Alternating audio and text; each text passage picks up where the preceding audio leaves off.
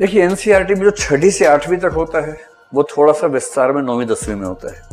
जो 9वीं 10वीं में है वही थोड़ा सा और डेप्थ के साथ 11वीं 12वीं में होता है।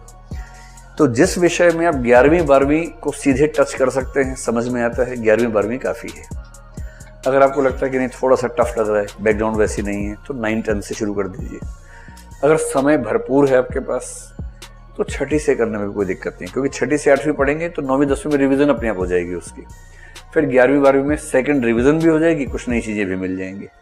तो दोनों तरीके ठीक है। जैसे अगर आपने हिस्ट्री स्कूल तक पढ़ा हुआ है, आपको समझ हिस्ट्री की है, तो सीधे 11वीं 12वीं उठा लीजिए। अगर आपकी साइंस की बैकग्राउंड रही, ग्रेजुएशन में आपने बीएससी लिया हुआ है या बीकॉम लिया हुआ है, तो अच्छा है कि हिस्ट्री थोड़ा सा पहले से उठा लीजिए। ये डिपेंड करेगा आपकी, हाँ जॉब है तब मामला लगे, फिर 11वीं 12वीं देखिए। अगर आप सिर्फ पढ़ाई कर रहे हैं तो भाई 6ठी की एनसीईआरटी में कितना टाइम लगेगा? मेरा अपना ख्याल है कि 6ठी की हिस्ट्री की एनसीईआरटी पढ़ने में आपको अधिकतम 2 दिन लगने चाहिए। कितना दिन लगेंगे? 2 दिन में 6ठी हो गई। जैसे 6ठी में 2 दिन में हुई थी वैसे ही तब भी तो 2 दिन में हुई थी। तो अब तो आप और बड़े हो गए 2 दिन में 7वीं, 2 दिन में 8वीं निपटाइए, उसमें कितना टाइम लगना है?